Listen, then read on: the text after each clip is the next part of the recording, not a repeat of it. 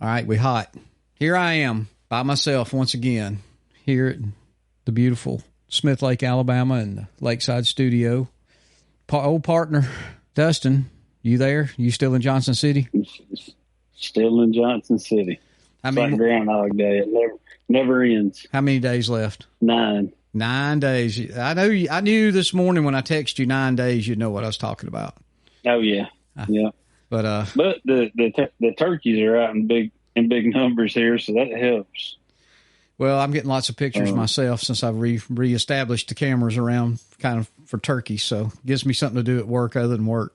But, Right. well, we won't shoot the bull here too much. We got a couple of Georgia boys. We had Tennessee boys on last week, who, by the way, I think they all qualified for the nationals or whatever it is they were doing. So I know Matt Newton's happy about that. But anyway, we got 2 Georgia boys on. I don't know where they from, Walboro or Wallalaska. Wallalaska. Are they both from Wallalaska? We got Nick Wilson and Alex DeBord, probably the most famous people we know that'll talk to us. We'll talk about it outdoors at Chasing Weekends. We've got them on here tonight to talk turkey. And I was informed we're not going to talk about their exploits and podcasts and videos, although I'm sure that'll come up somewhere down the line. But you boys on here with us? You got us loud and clear, old son. Loud and clear. How you doing there, Alex? I am doing just. Son. I ain't no Wallalaska guy. Where you That's living a at? Canton redneck. Oh. That's Canton right there. Canton. Oh, we can't. But I'm a diehard Wildcat. Holly Springs for life, baby. Oh my God. Oh. So what was the town that we stayed at the motel? That was Canton? it. The bigger town there? Okay. That was Canton, Okay. wasn't it? Isn't that where the only hotel in that part of North Georgia is? In that close to us, it would be the closest hotel. Yeah, Yes, sir. yeah. That's where we stayed at Where we? the first time we came the up first for the bow archery shoot. shoot. Yeah. Yeah. Yep. Well, how you guys? We are. So let me just go ahead and paint the picture for everybody listening to this. So we met these 2 yahoos, Dustin and Anthony, a few years ago, and they've become some of the finest friends that we've asked to not mention our names in places of ill repute because they might remember us from a time in the past. So we've turned over a new leaf in our lives, and we've started talking about it outdoors. And for one thing to bring to light, if you ain't listening to Meeting 2, you ain't doing yourself a favor because these are 2 fine fellers that we're proud to know.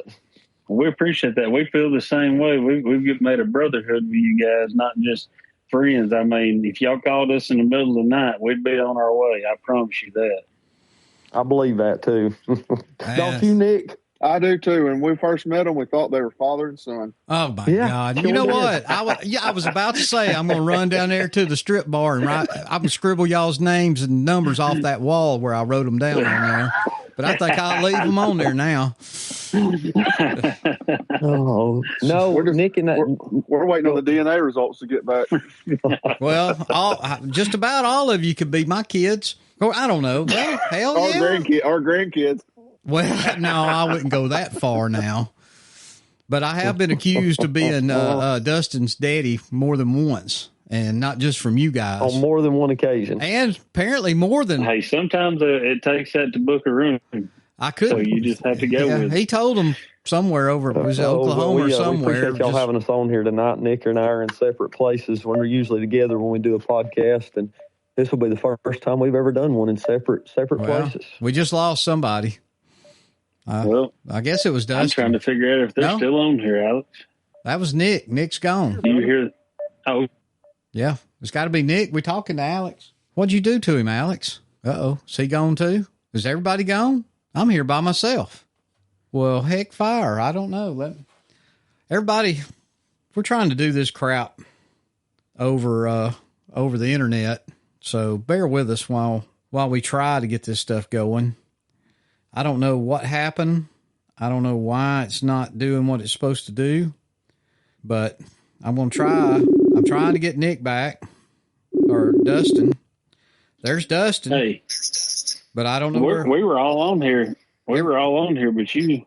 Well, I was on here. Mine was still connected. Well, we were all having a conversation about. Nick said, "Did you?" He said, "Did he drop out because of the dad joke? And I said, no. Well, how do I get back on there? Let's see. I can't add them back. I don't know. Folks, y'all are seeing how remote podcasting goes wrong. It is just not working. I don't know if I've got plenty of signal. I just tried to call Nick on here. Well, and there's Nick. Boys, I don't know what's going on. Now we need Alex, and then we'll be good, I guess. Me and Alex were on a different line together. Yeah, I know. I was on there with you guys till Anthony called me back. I could listen. I heard everybody talking, but Alex, and then all of a sudden it went dead. I thought Nick had dropped off. Everybody's going to hear this because I don't edit crap. Do what? You going to call Alex? I'll call him right now. Okay. I called him. He should be. There he is. There he is. I don't know what the hell's going on. We had a little technical difficulty. Everybody's going to know because I just kept right on recording. Us three was having our own little conversation. Well, y'all's conversation wasn't being recorded because it was just me all by myself over here. Gave me time to get my pants back on though. That's perfect. Yeah, well, that's perfect. Well, I don't even know where we was at other than writing names in bathrooms before everything went south. And I think I'd started down the conversation of how Nick and I got started back in 2003 when we met in the hallways of Cherokee High School, and we've been friends ever since. And the exploits of life have taken us all over the world together, and I couldn't ask for a better friend to be doing this with. I heard he introduced you to McDonald's or pizza or something one time. I don't know. Probably did. Ain't no telling. I was just a shelter. Hey, it takes a lifetime to make a lifetime friend. Trust me. That's right. Because when they're gone, they're gone. My lifetime friend's gone, and I ain't got enough life left to make a whole. Dustin's about the closest thing to a best friend I got anymore. And he did pull me out of the depths of despair because I was going to quit all this stuff. I wasn't going to hunt no more. I was giving it up when my old buddy passed away. Now you get to drive another 1,000 miles with me plus this year. Oh my God. Y'all saw that map, didn't you? We did. I did. This is what happens when you don't ask where the guy lives in Canada that you're going to go hunt with until today. We were texting. So y'all are for sure going there. Oh yeah. Yeah. Yes. My passport come in last week. We're ready. We will leave probably Saturday, spend the night somewhere in Michigan. We may leave Sunday. I don't know. He's got the whole week blocked for us. And this is just a good, you guys, y'all are living it. This is just somebody I met when I was fishing in Canada 2 years ago. And he's pretty famous in Canada. He owns a company called Rack Stacker, and he has his own outdoor show. Matter of fact, we're going to be on his outdoor show, believe it or not. That's why we're coming. I didn't really realize that. That was a stipulation. Yeah. That was a stipulation. So when right before I flew out, we were talking turkeys, and he said, "Well, you were to come to my farm." He said, "I got lots of turkeys. I didn't even know there was turkeys up in that part of Canada." And I don't know why. I mean, it's just across, it's just a little further north. But anyway, we've talked back and forth. He wants to come down to a hog hunt, and, maybe he will, maybe he won't. I don't know. He's more than welcome to. But as we were talking, we both flew out on the airplane together and followed each other all the way back nearly to Sault Ste. Marie. And then he split off and went his way, and we went our way. Well, I just assumed he lived at Sault Ste. Marie, which is just north of the Upper Peninsula in Michigan. But today, with all of the tariff stuff and the mouthing back and forth between Canada and the United States, I texted him. I said, "Hey, you think they're going to let us in when we come up there?" And he said, "Oh, yeah." He said, "Let the politicians be politicians." And he said, let the people that pays the taxes enjoy and have, live their lives. That's what we do. And I'm sure that's what y'all do. And that's basically what we do. And he said, "Where are you going to cross the border at?" Well, I hadn't even thought about it. I just assumed I was going in where I always go in at. And I said, "Sault Ste. Marie." And he said, "Oh, that's going to be out of the way. I thought you was going to come in more toward Detroit or over in New York." And I said, "Well, hold on a minute. Where are you at?" And he said that, "What did I tell you? Dustin, Tweedy, Ontario. Yeah. And he took a screenshot of directions kind of back toward Tennessee. And he's probably a couple hundred miles north of New York. So that changed my whole game plan changed then, because where I was going to spend the night and then go on into Canada. Now I guess we're going to spend the night somewhere close to Detroit. I thought about trying to cross on in that evening, but with carrying the guns in, and I know it's going to be an hour or two ordeal just getting clearance to go on in. I think we'll just spend the night somewhere close to the border, and then just drive across and then stop, and we'll buy all of our licenses and stuff once we cross the border, and drive another 6-7 hours to his house. So yeah, I think it's about a 17-hour drive if he was nonstop and driving. So, but yeah, we're going. I'm excited. Shoot, yeah. You can't take your guns across. Yes, we yeah. can. Yes.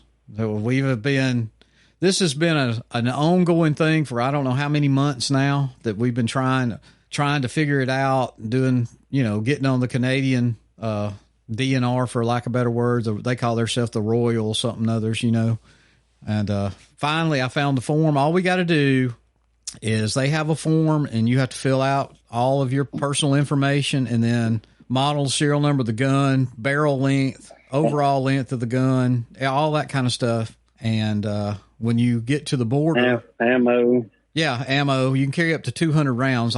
We're assuming that's because of duck hunters and goose hunters. Of course, we ain't going to need that much. All I'm going to need is one. All I need is 1 round, I hope. But so we present that at the cross to the border guard where the gate is, and there he'll probably direct us over to their main building, and we'll go inside and give them all our paperwork, and then they'll probably come back out or have us bring the y'all shotguns strip butt naked and have to empty all your pockets out and everything else. Listen, So it's going to be an adventure for you too. Listen, I'm gonna be like that video. I'm gonna be screaming, "He got weed! He got weed!" You do not want to yell that. I've been through all that. Listen, we went in one year. See, I've been going to Canada for 20 some odd years, fishing, never hunting. And one year we had one of my sons and all the other guys carried 1 or 2 of their sons with them. It was going to be just, have the kids with us. And that was right after 9/11. So I'll tell you how long ago that was. We had to start carrying passports. Used to, you could just go in with your driver's license. So when the kids wanted their passport stamped. So we didn't think nothing about it. So when we come up, the guard looked at our passports and told us we could go on. And we said, hey, our kids would love to have their passport stamped. Would that be a problem? And he was super nice. He said, no, not at all. He said, just go over here and park, go inside, and you'll see where you go and get all that done. We went inside, and let me tell you, boys, we pissed that man off. He was mad because he was going to have to do something. They don't stamp passports, crossing from the United States. So, he ran us down. He questioned us, all kinds of questions, and I've had this done before. I had it done a couple of years ago, but questioned the boys, and of course they ask you these questions that and Dustin's a policeman. He'll probably have the better. It's kind of like keywords you would say, like, have you ever been fingerprinted? If you say yes, well, that's going to open a whole door. Like, why? And that was one of the questions, and I was no. When the guy was a Marine, ex-Marine, and no, they're not ever exes, but anyway, he was a Marine, and he explained he was in the military, and another guy was a firefighter, and that kind of stuff. And then the question come up: Have any of you ever been arrested? And one of our dumbass friends, super guy, I hope he don't listen to this because he's pretty buff dude. He'd probably take me down easy, especially in my old age. He says yes, and before he can get but out, he was going to say, but the charges were dropped. That was all it took. Then we had 3 of them around us, and this went on for another good hour. Anyway, we got done. I'm going to quicken this up. We got done, and the guy, that border guard looked at us, and he said, I'm going to give you some advice. He said, the next time the man out by the gate tells you to proceed, don't come in here. And he went ahead and stamped the kids' passports, and we left. And unbeknownst to us, we got a friend. He's a doctor, and he had been taking notes. You'd have to know this guy. He had the guy's name, his ID number, everything about him. And when we got home, he wrote the Minister of Tourism of Canada a letter and explained all this to him, what happened to us and how much money we spend when we go up there and how many years we'd been coming. And if the nation of Canada didn't want us to come back, please let us know. We'd never come back again. And he got a handwritten letter back from the Minister of Tourism apologizing for this guy. And he let us all know that guy had been removed from that post, sent to sensitivity training, and reassigned on the Alaska-Canadian border. So, wow, it was crazy. It was crazy. They stopped me and my brother, but it was just two rednecks from Alabama by themselves, so they're going to assume something on that. But that was another time, and it wasn't near as drawn out as this was. But so I'm sure me and Dustin, regardless of whether we had guns or not, we'll be brought inside just because how we talk. And they can't believe two guys would drive. Two guys would drive from Alabama. Am I echoing? Because it's echoing in my ear. There we go. You was that time. Well, I'm going to, maybe I had my phone too close to the microphone or something. I don't know, but I'm going to move it over there. So are you guys are close to turkey season coming in, right? Georgia comes in when? Yeah. Our youth season opens March 22nd. Okay. So same as ours. It sure does. Okay. For some reason, I thought you guys got to hunt. I know deer season comes in earlier over there than here. So we open March 22nd and 23rd for youth and physically impaired, and then it closes the Monday after till the next Saturday, and then it opens the regular season, and we run till May the 12th. So ours comes in the 25th. Before then. Yeah. Well, the week before. How is it? You got the youth hunter, Dustin. How's that? So 22nd, 23rd youth, 24th is physically impaired, 25th is adult season. Yeah. We start the 25th, which I'll start. I'll have Grace that weekend, and then I'll probably hunt on the 24th. So let me ask y'all a question, because I want to get down to some question time, because I want to ask y'all some questions since nobody really ever asked y'all any questions on y'all's show. What made you and Dustin want to start a podcast? Because I don't know if anybody's asked you guys that or not. And give me the condensed version, Dustin. Yeah, I'm not going to talk. I'm going to sit back and listen. Well, when we started traveling, once again, I was on a storm. I called Anthony out of the blue, and I said, man, I want to start this Grand Slam, but none of my friends would do it with me. What do you think? And he said, man, I've always wanted to do it. Same here. He said, let's do it. He said, where are we going first? So we chose Texas. And, of course, it was a long way to Texas. And when we planned it, we're planning to go turkey hunt. We ain't looking at dates. We left on Easter Sunday. So that started the whole trip because we couldn't find anything to eat. It was crazy.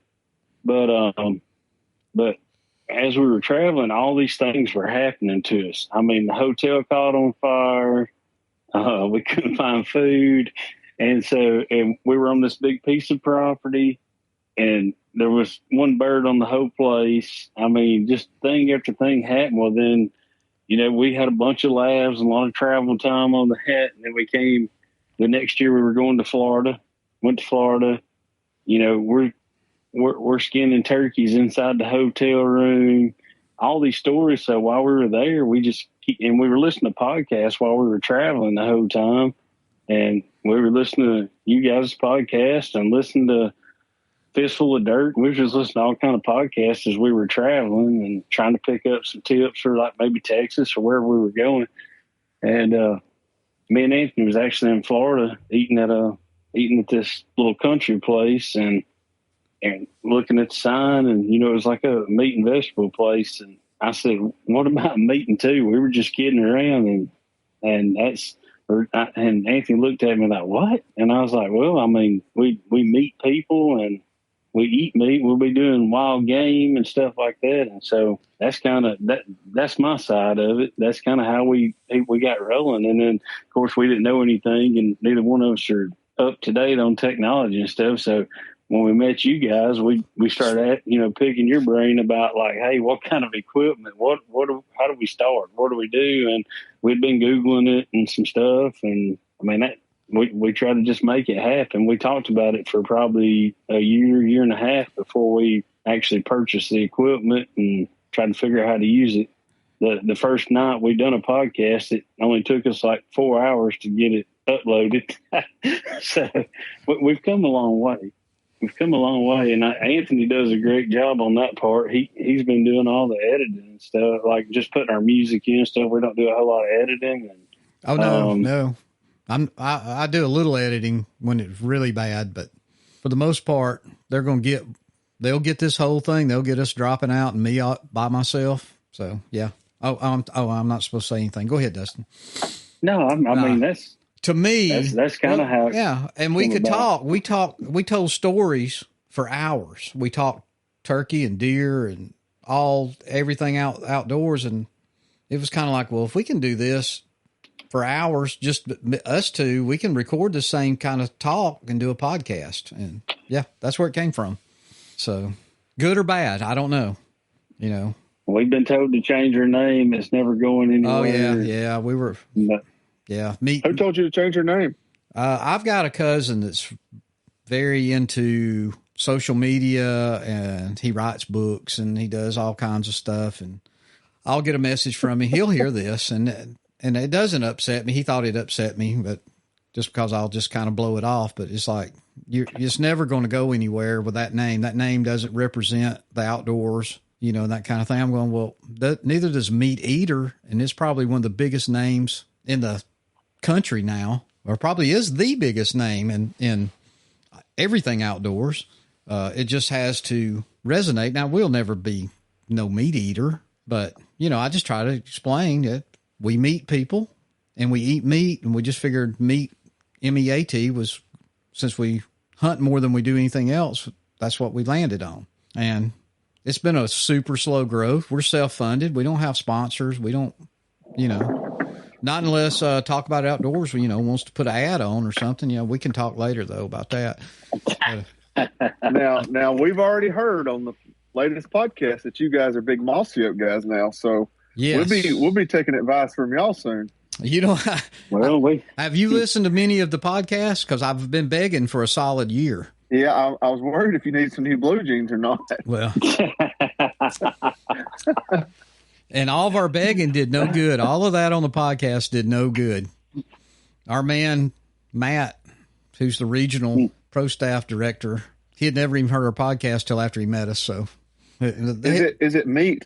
Is it meat and two or meat in two? No, it's meat and with like the and symbol, but sometimes you can't get all, your name don't work out. So I do it different ways, depending on different social media and that kind of stuff. Just as I tried to Google that, and my computer just shut down. Oh, well, hey, watch out now. If you Google that, you're liable to you're going to get some meat you didn't even dream of.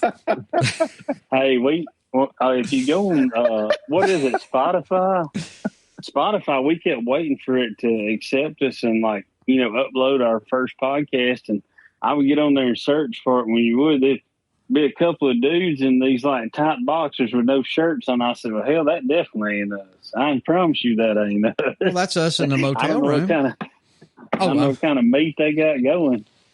I was like, no, that ain't us for sure. Oh, man. But I'm sure. Land the plane, boys, and start hitting us with it. Well, let's hit it with us. Well, here's the deal. I got, as a matter of fact, the boy works for me. His name's Johnny Sturgeon. And he hit me up today. He basically, y'all need to talk a little about beginner turkey hunting and what people need to do and calls to start with and techniques to try. And I know we hadn't talked about that, and it's been a long time since I was a beginner turkey hunting. Y'all know how old I am. And I mean, all of us, but I figure between all four of us tonight, we can come up with some good pointers and tips for some beginners to intermediates, maybe even long-time hunters. Hell, if you don't learn something, you're not doing it. I learn something new almost every day. And turkey hunting for sure, because you ain't never going to hunt the same turkey twice. I mean, you may hunt him twice, but you ain't going to act the same. course, if I hunt them, well, Nick, you want to go first, or you want me to? What's the question? Well, I just lay out what you think a new turkey hunter, a first time turkey hunter, or somebody very new to the sport would, what he needs to do. I mean, picking up calls. Yeah. I mean, where to go. I mean, it's hard to find. Well, it's easier today than ever because of YouTube and that kind of thing. But when I came up, I had to learn it on my own. Nobody tell me anything. I'm back with the real old schoolers was out there. They'd lie to you as to just, breathe. So, Go ahead. Go ahead, Alex. Alex, you're the newest turkey hunter in the whole group of the four of us. Absolutely. What did you decide to do, and how did you prepare for your first turkey season? Well, first and foremost, find a good mentor that you can trust and rely on. And I did that with Nick. I mean, we spent so much time together with the podcast, and anyone that's listened to the show, the first 100, 150 episodes, knew I cussed everything about turkey hunting, wanted nothing to do with it, had no desire to do anything with it. And along comes a 9-year-old boy or an 8-year-old at the time that wants to get into the outdoors a little bit more. And I had a great friend in Nick that had started to mentor me a little bit and kind of give me some advice on what to do in the woods. So I had shotguns, I had, weapons. I'd hunted deer and everything my whole life. So I knew the woods, and I grabbed an opportunity to go on a turkey hunt with him down in Florida. Some friends of mine invited us down to come hunt Osceolas. And so Nick and I went down there, and honestly, as an adult, I had not sat in the turkey woods with anyone that really knew what they were doing at all, and had the opportunity to sit and watch Nick take his first Osceola. And it kind of sparked my interest a little bit more. And then I wound up getting on a couple of birds and actually got a double down there. And it lit me up a little bit, but it really wasn't something that sparked an interest in me till the next season when Sawyer really got to where he wanted to go. And so he and I started palling around in the woods. But the biggest piece of advice is find somebody that you can rely on for advice. And if you don't have that person, there's a plethora of information, as you said, on YouTube, on podcasts, that'll kind of teach you how to become a turkey hunter. For me, finding a trade show, going up and picking up a good slate call. You don't have to be an expert caller to get a good slate call. Get a good box call. Something that's easy to play, and then go to the woods. Take you a 12 gauge. You don't have to have a new fangled shotgun. Go buy you a box of Longbeard XRs. They're $13 for 10. Get you a good 12 gauge. It'll shoot 3-inch magnums. Go sit in the woods and scratch around on that box and listen to the woods and what they're doing. And you'll find yourself in a different world, as I did when you're in the woods in the spring. I'd never spent any time in the woods in the spring. I was always bass fishing. I spent my entire life, I tournament bass fished. I spent my time on the rivers and chasing that. And what I found was it's a unique opportunity to experience something that you had never looked at before. And for me, I made a ton of mistakes. I still make mistakes, and I'll continue to make them as they go. But just getting yourself in the woods and trying it is the biggest piece of advice I can give you, because not everybody's going to be a turkey hunter. Not everybody's going to be a deer hunter. Not everybody's going to run coon dogs, squirrel dogs, anything else. But what you will find is a niche for yourself and something you'll enjoy. But a slate call on a 12 gauge has probably killed more turkeys than anything else in the country. And that's where I would start with myself. Amen. If I had to say anything, You don't have to have mega money.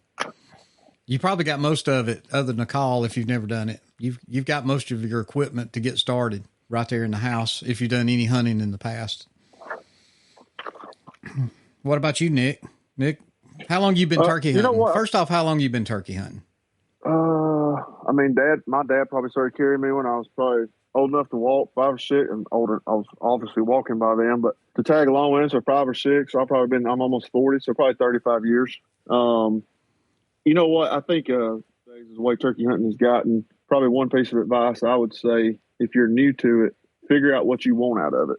Like, do you want to hunt 3 months out of the year? Are you going to be able to hunt 3 days out of the year?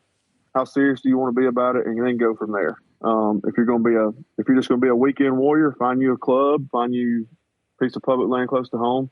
If you're going to take it more serious than that, then start looking at other states and traveling around and find somebody to hunt with. I would just find one person to hunt with. Don't get too carried away with getting a bunch of people involved in it, because turkey hunting is really a one-on-one sport, in my opinion.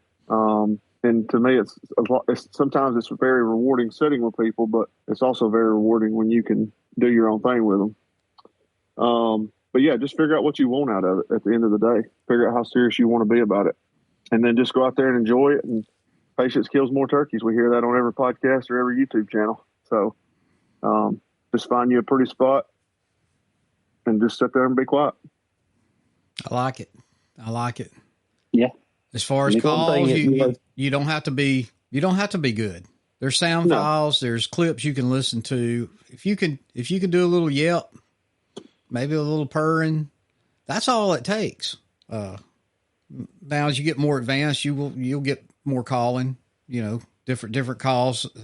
The first turkey I ever had answer me, I was just yelping on an old Lowman slate pot call. It still got it. I'm looking at it right now. I hadn't carried it in years, but that turkey answered me. And that had me hooked. I didn't kill that turkey. Matter of fact, I was at work. I was I was doing this air conditioning maintenance on a cell tower. And on the way out, I'd seen turkeys come driving in, and I'd been playing with it for years. I didn't know what I was doing. I got out of the truck, standing by the hood, yelped on that thing two or three times, and he gobbled. And of course, I about crapped my britches and didn't have nothing to kill him with anyway, but we talked for a little while, and it proved to me I didn't have to know a whole lot. But I do agree, it makes it so much easier if you have a mentor. I didn't have one. My dad was a small game hunter. We didn't have deer and turkey growing up. My dad hunted rabbits and squirrels. That's what I cut my teeth on. I mean, I did have a mentor to learn to deer hunt, but my life would have been a whole lot easier if I'd had a Nick or a Dustin or even an Alex out there to say, you need to do this, or you need to sit here. When you think you want to move, sit 10 more minutes, and as I've got older, I sit a lot longer, probably sometimes than I should. But you know what? I found out that just what you said, patience, that's the patience. And I'm not going to say sit still. I'm going to say sit turkey still. There's a big difference. You can't hunt a turkey. I mean, you can hunt a turkey like you deer hunt, in my opinion, but you can't move. You get away with a lot more movement deer hunting than you ever will turkey hunting. So being quiet, being still, and just learning those first few, yelps and purrs and clucks. I mean, I think that'll get people started. And y'all might think spending I'm wrong. time in the woods. No, you're right, 100%. Just go to the woods. I mean, go learn terrain. Go learn what animals do in the woods, whether it's deer, turkey, squirrels, raccoons, birds, and you'll find that there's a commonality in all of them. They all got to eat, they all got to drink, and they all got to breed.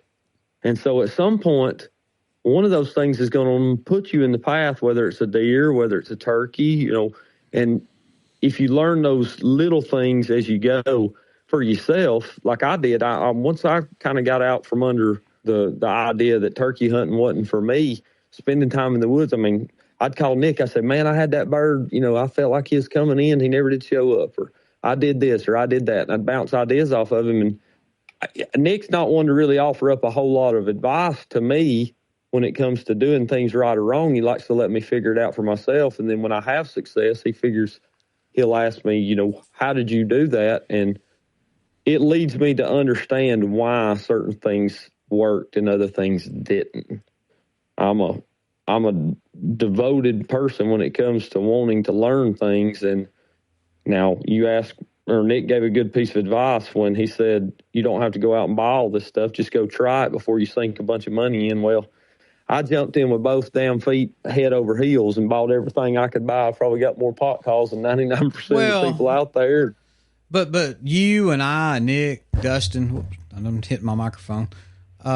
We're in a different place in our lives. I mean, we've got our careers are well off the ground. We make halfway decent money. We're not flipping burgers and, struggling. We all struggle, don't get me wrong. But we may have a little more expendable cash than that young guy. You can't run out there and buy that new shotgun or the newest camouflage. Mossy Oak's great, by the way. do that kind of, just go do it. Here's something, and I have a fault. My son, my oldest son, who's nearly you guys' age, he's 34. Now when he was a little kid, we turkey hunted. He didn't know spring break meant go to the beach. He thought that was the week we were at the hunting camp, turkey hunting, him and his brother. But he didn't. He really kind of fell out of deer hunting and turkey hunting. Well, in the past couple of years, all of a sudden he came back around to it. And last year I carried him turkey hunting. He hadn't killed turkey since he was probably 12. And we were both set up, and I knew the turkeys were going to come in. I had them pretty well patterned, if you can pattern a turkey. And we're set up, and I see the turkey, and I tell him, get ready. He don't even make a move.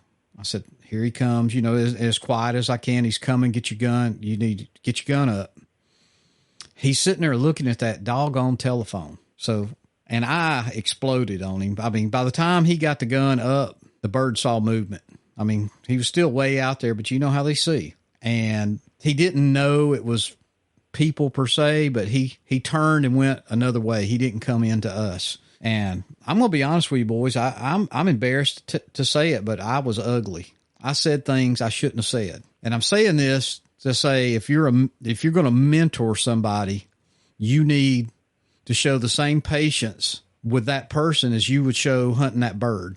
We lucked up, and that turkey came back a little bit later on, and he killed the turkey. But I should have never said. I could have turned him completely off to the whole process by what I said and how I acted, which was pretty immature for an old man. But I wanted him to kill that turkey so bad, it just flew all over me. So if I have a piece of advice other than for a young turkey hunter, is don't take that phone out of your pocket. Leave the phone, especially if you know there's turkeys in the woods you're in. Yeah, I mean, checking the time, or, making sure something hadn't happened. That's one thing, but getting on Facebook and Instagram or whatever it is the young people get on now, you can't do that in turkey hunt. It's just not possible. And we all check it. I mean, me and Dustin sitting in Kansas when the tornado siren on the phone went off. You can't silence them. It'll let you know, when it's important. So, I would just say, if you're going to mentor somebody, a young person, old person, anybody new to the sport, just show patience, and don't show your butt like I did. I showed myself, and I shouldn't have. He's a grown man. He knew what he did. And like I said, I'm lucky he killed a bird. He's still into it. Matter of fact, he killed it with Dustin's shotgun, bought Dustin's shotgun after he killed the bird. I think they bought it afterwards, didn't he, Dustin? Yeah, that's the shotgun that I brought over to Waleska with us. The over and under. Yeah. Is that the same shotgun that took out a few mulberries last year? No, that was the little 870. That 870's killed more trees than pine beetles. It made a believer out of some guys that didn't think a 20 gauge can hang in there too. Though. Yeah, but you were in the middle of a desert. They wasn't nothing but a few mesquites around you. Maybe a cedar bush. That'd be a good name for a podcast. Anthony, the Pine Beetles. Pine Beetles. Well, he's so famous, the guy was going to cut down the tree and put it on a plaque for him down in Florida. Yeah. Of course, he redeemed himself down there. He killed the most famous turkey on the property, and I missed. So, Sent you two your way. Yeah, sent to my way that I missed. I'd have had a single season. I still ain't figured that out. Nick and Alex, I'd had a single season Grand Slam. Not just a Grand Slam. I'd never even had a Grand Slam, but I would have had a single season Grand Slam if I'd killed that Florida bird. And yep. It wasn't the gun's fault. Guns killed plenty of them before and after, but I don't think I ever looked down the barrel. I don't think I ever put the dot on him. I think I just threw the gun up and in the heat of the moment, because I'd watched them for so long. They were coming right in. I said, man, when that one steps out from between those two oak trees, I'm going to kill it. And I shot. Didn't even cut a feather. Nothing. It was really embarrassing. And hey, new turkey hunters, you're going to miss. You're going to move and the bird's going to run. I worked one morning, 3.5 hours. That bird was hung up across a holler from me, and I had him roosted. I heard him fly down. he gobbled his head off. He'd get quiet. He would kind of come. He'd go back. Y'all have all been there and heard that. And it got real quiet. I'm sitting there with a gun up on my knee against a big old oak tree. Really no cover in front of me. That was part of my problem. But you got to do what you got to do. In big woods, you don't have a lot of cover sometimes. And a squirrel jumped out in this logging road to my left, and I turned my head when he did and looked at that squirrel. And when I turned my head back straight, guess what was looking at me? That turkey. He was less than 20 yards. He had come up that hill and was coming into the curve of that road that I was sitting in and flew off. And I'm not kidding you. Y'all can think I'm lying, but I'm not. I threw up. I was so sick that I messed that bird up. And but it happens. And that's one thing for new hunters. Don't get discouraged. It happens. It happens to everybody. If somebody's sitting on this podcast and tells you they hadn't messed up a bird, I'm going to say they're lying, and I'm sure all of us have, and you will again. I'll probably do it opening morning if Yep, I'm sure I'll mess something up this year for sure. So, going back to all these, the tips and stuff. I mean, learning how to read turkey sign too when you're scouting. If you scout before season, and learning what scratchings are and look at tracks and mud holes. And of course, once you look at them, scrape them out so people can't see them. But I mean, dust and bowls.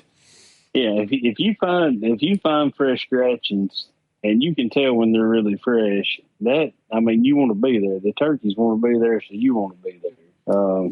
If there's no sign, there's more than likely no turkeys there. I mean, that would be my tip. One of my sure signs of a place, pre-season. If I go to a place and I've scouted around while I've hunted, if I can find dust and bowls, and that's just where they get down there. If you don't know what that is, they just get in a soft sandy spot in the dirt, and they throw that dirt up on them, helps get the bugs and things off of them, or strut marks. And you might not even know what a strut mark is the first time you see it, but once you study it and see those little strings running down the road, that gobbler's been strutting there, and more than likely he's going to come back. That's an area he likes to strut. He's following hens. I see it a lot of times, and you guys correct me if you don't, but you'll be following a bunch of hen tracks and think you see, a gobbler track's going to be much bigger, but I'll see those strut marks before I'm even paying attention to the turkey track, really. And you just know, you may be there after him, but 9 times out of 10 to me, well, maybe not 9 out of 10, but he's going to come back through there. That's one of his favorite areas. So it's always something to look for. Anthony, what's the biggest turkey you ever killed? I killed one. Funny you were talking. You said that. Me and a good friend. He's got to be a lot better friend today. Roger Petty. He was instrumental in helping me and Dustin get in with this Mossy Oak Pro Staff thing. But big time turkey hunter. He's written a couple of books. But we were talking about big turkeys, and he had told me the biggest one he ever killed was 30.1 pounds or something like that, somewhere in Kentucky. And the biggest one I ever killed, and believe it or not, it was the first one I ever killed, weighed 26.5 pounds. That's the biggest bird I've ever killed that I've weighed. I've killed a lot of them, 22 and 23 pounds, maybe 24 pounds, but I've never killed one bigger. But, now that we're travel hunting and going up north and out in the Midwest where they grow bigger, that might change. I know there's some big ones in Tennessee. How about you, Dustin? What's the biggest one you ever killed? 30 in Kentucky. Mounted on my wall. It's the only bird I got mounted. Good Lord, that's a monster. It's a monster. That's a beast. What about you, Nick? You're asking that question. I've never weighed a turkey. What? You can buy those bass scales and keep them in your box. That's what we do. We keep a set of scales. I've never weighed one. Is that by choice, or you just never thought about it, or? Just really never thought about it, man. Never had that around to do it with. We don't score turkeys. That the NWTF's got that scoring system. I don't particularly care. That's one of the reasons I like turkey hunting. But before I get there, Alex, what's the biggest one? Of the 3 that I've took, probably I don't know. I didn't weigh mine. Probably 22, 23 pounds, maybe. And that's a good average turkey. So, I mean, average to, an Alabama turkey anyway. I'd say a 22 pound turkey is about an average turkey. I've killed them beautiful spurs, and they 17 pounds, not much more than a Jake. But when they live in pine thickets, they ain't a whole lot to eat to begin with. But getting back. I got a question for you, Anthony. What's that? You ever counted all the feathers on its fan from every bird you ever killed? No, never. Don't ask me why. I counted one. Can you hear me? Yeah. I'm here. My earbud died. Oh. I killed one last year up here by my house, and I'm certain that it only had, I want to say 18. What was it? I forgot. It was a lesser number than they're supposed to have. What are they supposed to have? 23? Is that like a normal Eastern supposed to be 23, I believe? Well, I was trying to count. I've got a fan in here on the wall. I was trying to count them. I would say, somewhere 20, 23, somewhere in there. Let's see. 18. 18's the normal? 18 tail feathers. Okay. Well, maybe the one I killed was less than that. Anyways, there's an old saying around these mountains up here that some of the mountain birds that they turn loose, that one's got 18. Always had several less feathers in the fan than a different subspecies around. So you're talking here. about a farm turkey that got loose? No, I'm just talking about like they had I guess there was two different types of Easterns that they turned loose back in the mountains back in the day. And Blue Ridge was very well known for it. They were like a smaller subspecies, almost like an Osceola that got turned loose up here. Well, I've heard Toxie Hayes on some of the podcasts talk about this mossy head turkey. Y'all ever heard him talk about that? I've heard people talk about it. Yeah. Down toward the coast, South Alabama, Demopolis on down toward Mobile, in those swamps. It's almost like a real fuzzy head, but there'll be like, they all have a little bit of feather on their head, but it's supposed to be real pronounced. I've never seen one, but I just counted this one. It's got 18. It's a big fan. Yeah, I think 18 is the normal number, and I think those ones in the mountains were I think they were 16. How many Josie Wells have on it, Dustin? Not many. He'd been doing his thing. He killed one that looked like it had been ran over by a car. That turkey had been fighting the whole season. They called it Josie Wells. He'd whooped him again, I guess, because he was a big old mean bird. But that was the famous one he killed down in Florida. Everybody knew about Josie Wells, or everybody that hunted down there. The guy that owns the property, I believe he was a little bit sad when I killed that bird. Yeah, but I did leave the fan with him. I left the fan with him so he could always look at Josie on his wall. So. And what about you guys? Y'all do y'all keep your fans, all your feet, spurs? I keep all my feet. Let me rephrase that. I keep all the spurs. I cut the spurs off on each side of the leg, and then I'll take the beard and I glue the beard up usually hot glue it up in the shell of I cut the plastic off the shell, and I'll knock the primer out, and then I usually take a piece of leather and run through there, and then I hot glue the beard up in the bottom of that shell. And then I'll slide the spurs down on that piece of leather, and then I'll just hang it up. So that compacts them pretty good then when you do it like that. Yeah, I just don't keep all the feet and stuff like that. But now the fans, some of them, yes, I'll keep. Some of them get trashed over time. But I did start, like, going out of state. I started making these shadow boxes, and I'll staple the fan up inside the shadow box, and then I'll screw the legs to it. And then I'll staple the license to the inside of the shadow box, and then I'll put a picture of all of us in there for my trip. Now that's pretty cool. That's cool. Yeah. Oh, here's something I want to bring up. Who's got the vest right now? Hunter Young does. So his dad wore the vest last year, and he killed a bird in Colorado with it. And now Hunter will have the vest this year. And I know Hunter's going to Florida. He said he didn't know if he was going to take it to Florida just because of how they have to hunt down there. Right. But he's going to South and North Dakota, Minnesota, Iowa, Illinois, and Georgia, obviously, and Alabama. So, yeah, it'll get to see a few states this year. Yeah. Dude, so tell everybody what that is, Nick. Yeah, tell us.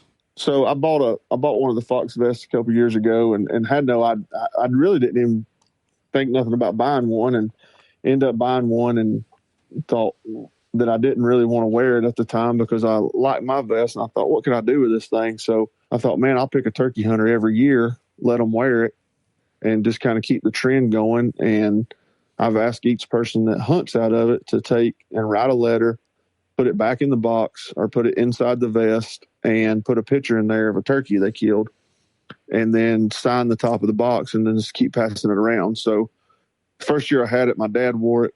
He killed a turkey out of it, wrote this, like, I don't even know what you call that stuff, but he wrote it on there.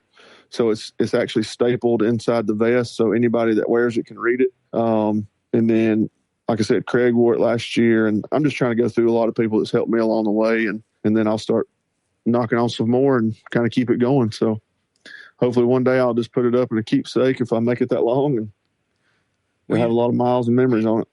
Well, we've hunted with Eddie Salters several times. He's become a friend, and he told me, and I still haven't done it, but it is a neat thing to do. He said, take your shotgun shell hull that you kill that turkey with and write down about your hunt and memories of that hunt and roll it up and put it inside that shell and keep that shell hull, and which I thought was pretty cool. Because, I wish I did. I probably got, and I'm going to count them one day. I've still got all my feet. I started cutting a few spurs off one time. I thought I was going to be this cool dude, make me one of them stupid necklaces that jokers wear around. Till I got to looking at them, I thought it looked kind of stupid. So I've got all my feet. I've got a chest of drawers downstairs in the garage where I keep my feet and beards.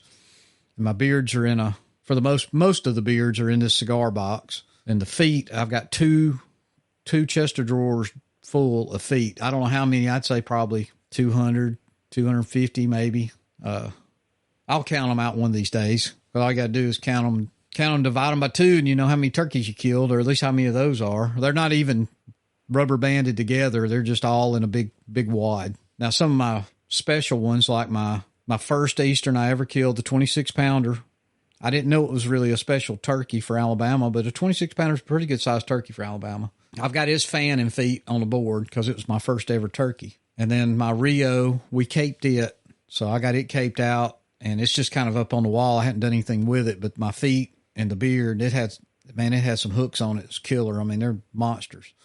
Nice hooks. Yes. And my Merriam, we got it. Matter of fact, it's still in the freezer. I haven't even done anything with it. It's still in the freezer in the cardboard. It's caped out. And my Osceola I killed, it's caped out and it's on another wall. And so my special birds, I will do something eventually I say when I get time, and I don't know why I don't have time, but it seems like, and y'all will see it, the older you get, the less time you get. I don't know what it is. I don't know if it's just you're running out and the clock's ticking faster or what, but it just don't seem like I have the hours in the day I used to have. Even when I was raising kids, wife, family, kids, working ridiculous hours. I seem like I had more time at home. I just don't. But then again, I am a senior citizen, boys, or I will be soon. So I got a question for you, Anthony. Yes, sir. What kind of rigs, vehicle-wise, have you had over the years to hunt out of?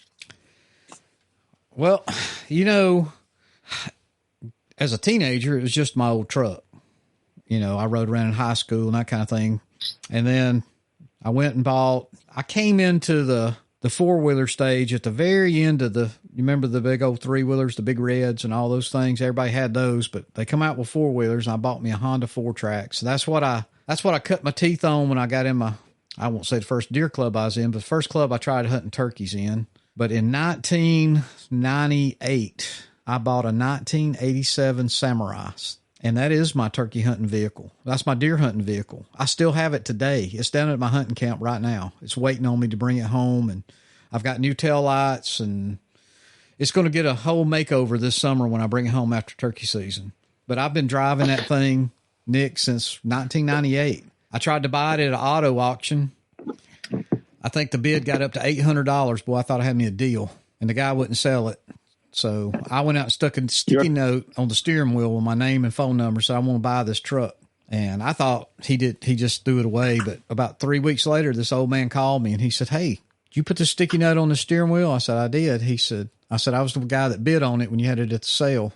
He said, "I wasn't going to sell it for that. It was just too cheap." I said, "What do you want for it?" He said, $1,200. I said, "Sold." And I went, well, I live in Coleman now, but then I lived down in Blount County and had the wife number one, drove me up there, and I jumped in that thing and drove it home. And I have drove that truck, and I call it a truck. I don't know what anybody might call it. It'll go anywhere. I've called it my four-wheeler with heat and windshield wipers, because I had it before side-by-sides got big. That's why I don't have a side-by-side. I've never seen the need for it. This thing will go anywhere I want it to go. I've only been stuck in it once, and it took two of us to dig it out and it was just. You have to send me a picture of it. But I want, before Dustin answers that question, I want to try to guess his. Is that okay? Sure. I bet Dustin had a 1984 Silverado black step side gun rack in the back glass with a guy pissing on a Ford emblem, straight pipes with Budweisers all in the back of it. Am I right? Wait. Don't answer. I want to guess. Okay. I'm going 1982 automatic 358 Ram Charger with a rusted out fender well and the back glass busted out of it. On top had a rack that you and your buddies had welded up out there that you smashed your other finger off with. How close are we? My first hunting vehicle, 1990 Mazda B2600 four-wheel drive. God, I nearly said a Ford Ranger. it was a Mazda B2600. It came from Colorado, and it was so cool. It had the oil heater in it, and I could plug it up at the hunting camp at night, so it'd already be heated when I got in the morning. It was awesome. KC lights, about an 8-foot whip antenna with a tennis ball on it, and we dog hunted. So I had a set of Super Swamper thorn birds on it, and it would go anywhere. But that was my first one, and then since then everything's been Toyotas. I've done Toyota. We're way off, Alex. Hundreds. Yeah, I run a 09 Toyota Tacoma 4-door 4-wheel drive right now. That's my hunting vehicle. Unless we're traveling. And we take it sometimes. Well, yeah, to Tennessee. It's not going to South Dakota, though. And it's not going to Canada. Oh.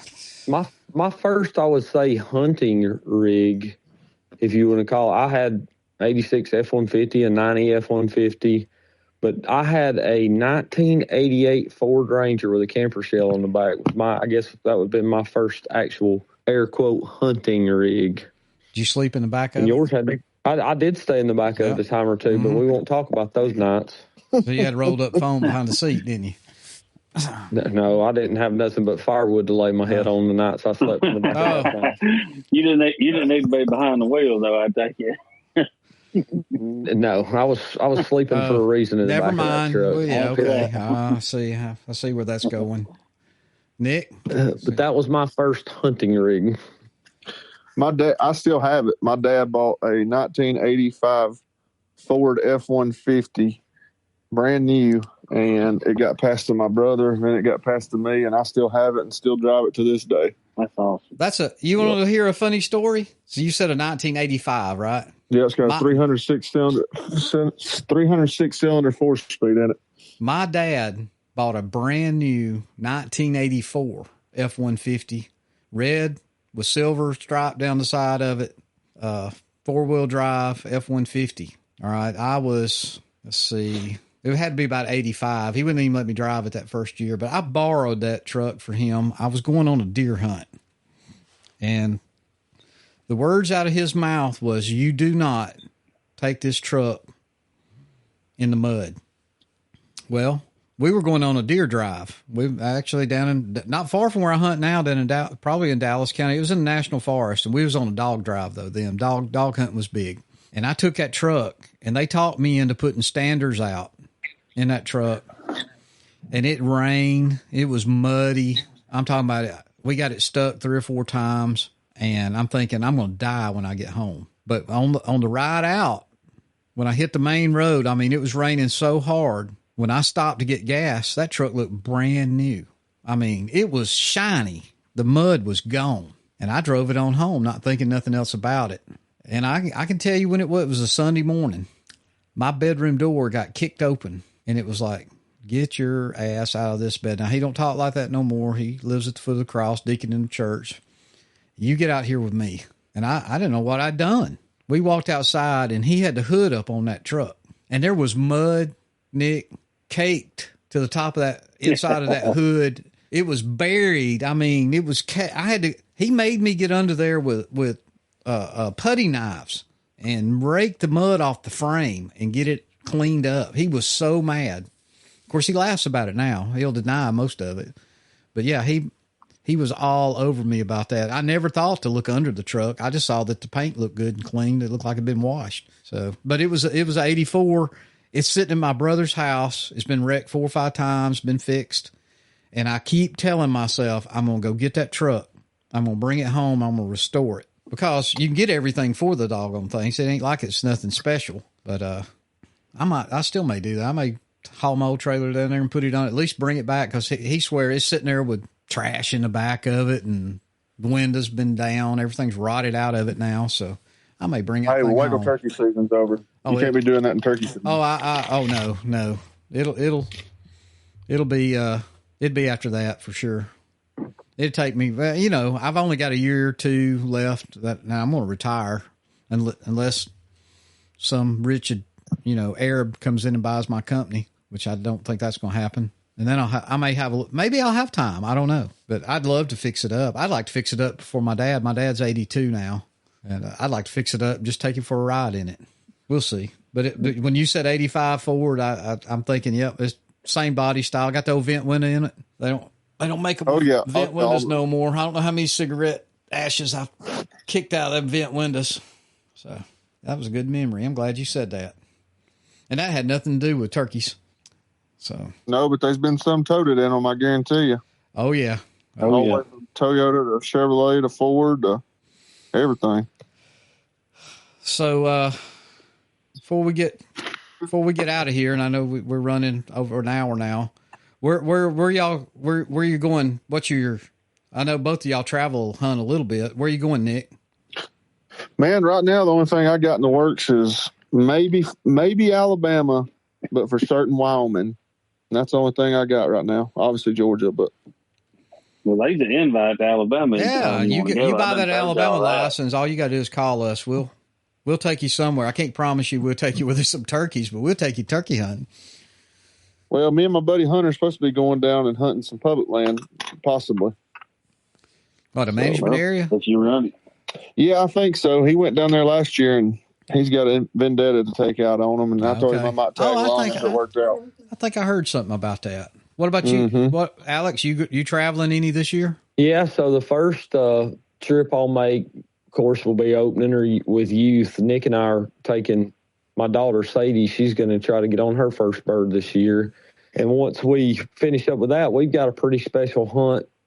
Y'all might have seen a poster that got auctioned off at a friend of ours' benefit that we auctioned off. And with that included a turkey hunt with Nick and I, and the lady that bought it. We're taking a young lady hunting on some property that we've got. And so once that wraps up, I'll do Georgia. And I'm actually going down to deep southeastern Georgia, hunting with a dear friend of mine.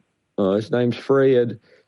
He's somebody that means a lot to Nick and I and everybody down there. The Brunson boys will all be there, but I'm going to hunt with Fred for a few days, and he's got a deep sentimental place in mine and Nick's heart. And from there, I'll go back home and travel to North Carolina a couple weeks after that to hunt with my buddy Hunter that I hunted with last year. Is that the guy? I'm sorry to interrupt you, but I just watched part 1 of a North Carolina hunt. That's it. Yep. That's him. Yep. Okay, good deal. Yep, that's my buddy Hunter. the part 2 will drop out tomorrow. But yeah, that taught me a lot about turkey hunting on that trip, more than I probably needed to learn. And then I'll come back home, and the weekend before the last weekend of season, I'm going back down to hunt with the KT team and spend a weekend with those guys. Always try to go down late season and go on a hunt with Jason and KT and whoever may be in their camp that weekend. And I've got to get my little friend Lexi and her dad on a turkey this year. That's my goal, to try to get them on a bird. At least Lexi, we hit them pretty hard last year, and just could never get it done. We're really hoping to get her on one this year. So not going too far. I was going to try to hit Kentucky, but it's just not going to work out time-wise for me, I don't think. So, Nick, you going back down to KT this year? No, probably not this year. It just ain't going to work out for me. I'm trying to figure out some stuff around home here. Okay. Well, we'd be a little bit remiss. Y'all tell everybody out there, we know what KT is and what he does and his organization does, but tell us about KT before we wrap this up. You want me to do that, Nick? Yeah, go ahead. So the KT team was founded in 2019 by Jason Beard and Kerry Terrell. Jason is a quadriplegic gentleman that cannot move anything from his neck down. KT is a multi-time grand national calling champion, and had been taking Jason hunting for a few years, and they had figured out a pretty good way to get him out into the woods with his track chair and setting up blinds and everything. And Jason one day told KT that he wanted to share it with others, and KT's told several times he didn't know so much about sharing that, why a fella would want to share it. And when they took the first person on a hunt out into the woods, he realized then why they wanted to share that. But they are a non-for-profit down in southeastern Georgia, located down below Statesboro. They take handicapped, sick, anyone who can't get into the outdoors for themselves back into the woods. And I'll tell you, Nick and I made a journey down there with Cody and Caden the first year we were doing the podcast, the spring after in 2021. And it really opened up our eyes to what that organization was about. They're a great group of folks. Mark Perdome, Matt Van Sice, Bo Bartleball, all these names that are great Grand National calling champions are involved with that group. And they go down and they take these folks out into the woods. And I'm telling you, it's a eye-opening experience what we take for granted every day when we go out and work or function in day-to-day life. And they don't even get to do that. But I promise you, they're the happiest people in the room. They're some of the most wonderful, humble people you'll ever want to meet in your life. And Nick and I are very, very proud to be partnered with them in any capacity that we can. Very, very blessed to know those folks.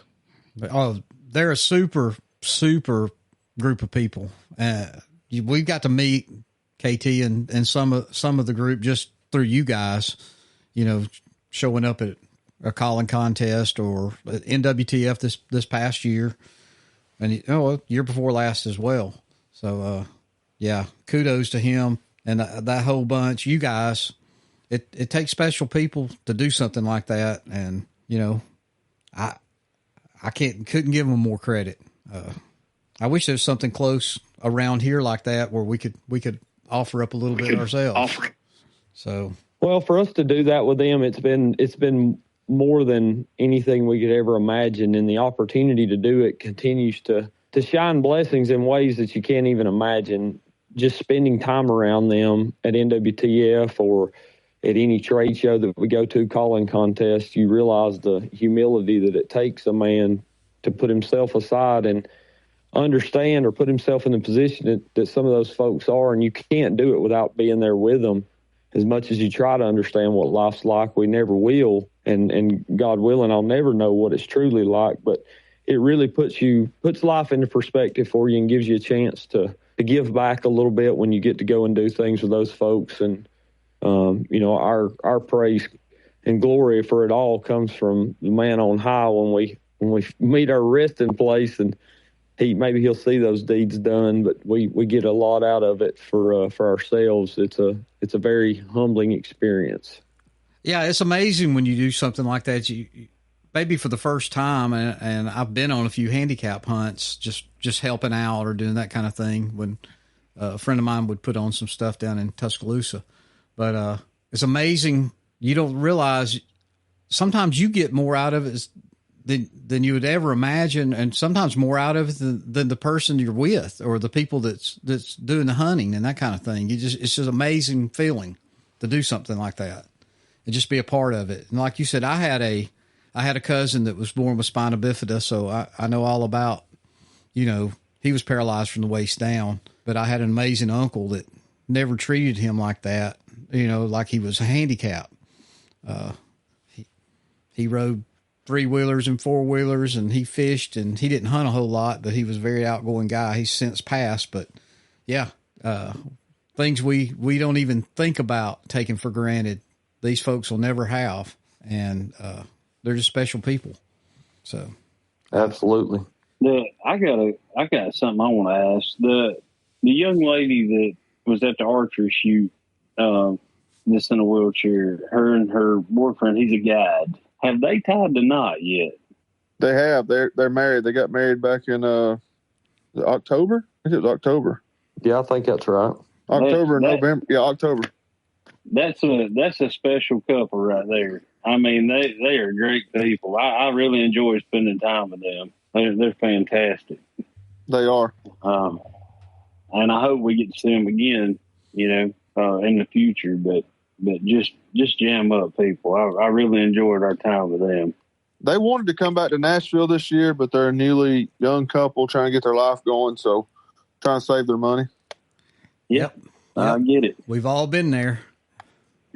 Yep. So, well, look, we appreciate you guys being here, and for everybody out there that don't know, these two guys, and there's a whole group of you, but They have their own podcast, Talk About It Outdoors. Well, let's say, Talk About It Outdoors. You actually have a would you call it a secondary podcast, a caller, kind of specializing on turkey calling and turkey calling contests, that kind of thing. It follows the NWTF calling circuit. It's part of Talk About It Outdoors, just a little series that we do throughout the year for sure.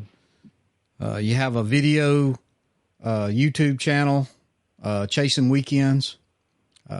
Great content. Like I said, I hinted or alluded to that. I should have been working today, but I watched that one. For some reason, I just popped on there, and I generally catch them when they come out. But I did enjoy watching you hoof it up and down them mountains, and I didn't think he was going to have the wind.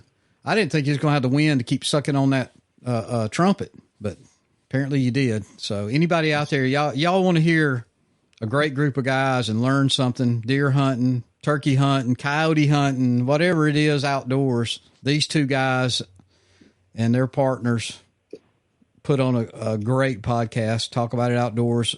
They're on all the platforms. All you got to do is search them. So trust me, you could probably Google them and you won't come up with what you'll come up with if you Google Meeting Two. So I tell everybody I got lucky and just came across you guys one day when I guess I did a search on outdoor podcast or something, and y'all popped up. I think you were only on like your third or fourth podcast when I got involved and listening to you, thinking about, man, why am I listening to these two old boys from Georgia? But man, it's addictive.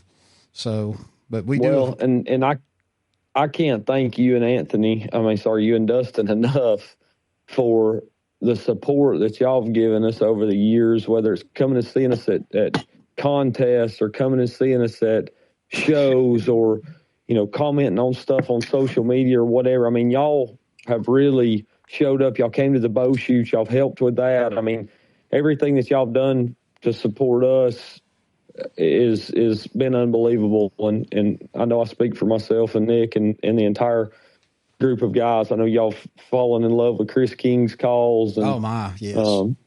Just meeting us and supporting us the way that y'all have is truly appreciated more than you'll ever know. Well, speaking of Chris King calls, his hot rod series, I like it. So that turkey design, he and I were talking one day, and he's like, I need to come up with a logo, and he had come up with a few, and I told him, I said, I got an idea, and so I called my buddy Alan that did y'all's logo, called our buddy Alan, and I said, I got an idea. Can you do this? And he said, what is it? And I said, well, how about a turkey in a wheelchair wearing a crown? And he sent that over to me, and I sent it to Chris. And they worked on it and tweaked it just a little bit, fixing a few things Chris wanted fixed on it. And man, it's an awesome logo. I love it. I love it. He's going to make what, 5 of those calls? Something like that. I think he said he was going to drop out. Yeah, I know who's got number 1. Well, I know it's not me. I heard all the giggling. So, and you guys got a line of calls. Nick makes mouth calls. Talk About Outdoors has their own little line of pot calls and mouth calls too, right? Yes, we launched our Chasing Weekend series. Nick had been doing Wilson's Custom Calls under a different name, and he's now kind of revamped them and came out with the Chasing Weekends line of mouth calls. And he's got a 3-pack signature series that he runs on stage wherever he goes. And he's also got some singular calls that have worked great across the country. And we dropped out a 3-pack pot call, and we also dropped the Chris King Limited series. We've just got a couple of those left. Where do they find, if somebody wanted to look at them or buy one, where do you go? Talkaboutitoutdoors.com. You can find any of our merch on there, hats, things like that. But you can find our pot calls, mouth calls. You can find the information about us and the shows and links to everything that we do. And I know you guys have worn quite a bit of our stuff over the years and played a lot of those mouth calls. Oh, yeah. Oh, no, I got a whole, I had Nick make me up a whole pile of them. Just, I got them. As a matter of fact, I'm looking at them over there. I keep one in the truck. It goes with me to work every morning. So an hour every morning, it gets a workout. And I love that ghost call. I don't know what it is, but I love it. You getting successful with it? Sure. I killed birds with it last year. If I hadn't, I wouldn't have been asking for more of them. And so, yeah. Anybody that's interested and need to get one, I say go over there, talkaboutoutdoors.com. Look to see what you got. Get you a hat. I mean, y'all guilted me into a hat the first time I met you. Well, I didn't meet Alex. I did not meet Alex. He was out, like always, doing his social promotion. Somebody's of himself. Got to do it. Yeah, Nick was the only one there. Him, maybe Cody was there working the booth, but that was it. Nick talked me into a hat, and then my son took it off. So it's somewhere in North Carolina now. So I don't even have a hat anymore. But I've got about 25 more, so I'll be okay. But anyway, guys, we're going to hold you no longer. I know it's late. You guys, well, even Dustin, y'all are all over there on Eastern time. So if you don't have anything else, have we missed anything? Anything you need to say? I didn't ask you for a Bible verse, Nick, but I didn't figure you'd be ready for that. So I know y'all do that. That's a special thing on the podcast every week. Yeah, we try to keep that at the forefront now. We should have probably started at episode 1, but took us a little while to figure out what we needed to put first in our podcast, and now we do it. Well, you couldn't have. Well, one of y'all tell us something that happened today that you felt like was a blessing or something that you didn't even know was going to happen today. Something happened to one of you guys today. I know waking up was a blessing for me. Yeah. every day I get a blessing. So. That's a pretty good one there. It'd be hard to top that one. Yeah. I made it home safe. That's about all I can say. Yep. Well, good deal, guys. One thing we've got to find Christopher one of them electric scooters. That cracked me up. That dude's just wait it on that thing. Just wait, boys. That's coming. I need y'all's help with that too. That's going to happen 100%. Well, I thought I had him one, but they come by and collected that thing here in town in Birmingham where I work. They rent those scooters. And if I could figure out how to get rid of that GPS in them, I was going to just throw it in the back of the truck. So it takes a specific one, I've learned. Oh, really? To make that work. Yeah. Because, it has to be a certain height so it will level out and have a certain suspension on it. Mm-hmm. But I've got one found. Excellent. And we're going to run something real soon. I don't know when this is dropping out, but y'all stay tuned over on our social media pages. And we going to make that happen right there because I think that's a killer idea. Deal. I think so too. Whatever we can do to help, we're on board. Whatever we can do to help. I know y'all are. So we'll be. Y'all just keep doing what y'all are doing. Find a few more questions to ask Anthony. quit telling so many damn stories and ask a few more questions. You know, You'll be all right. the king of turkey hunting and podcast, Mr. Cuss Strickland, said I talk too much. So, you know. Well, it ain't slowed you down none, I see. It hurt my feelings, though. Now, if you ask my wife or my kids, I don't have no feelings. But oh, well, we know you better than that. Oh, you got some good feelings. So. Oh, yeah. But thanks to you both for having us on. Hey, thanks, guys. And we'll be talking to you soon. Thank you. All right.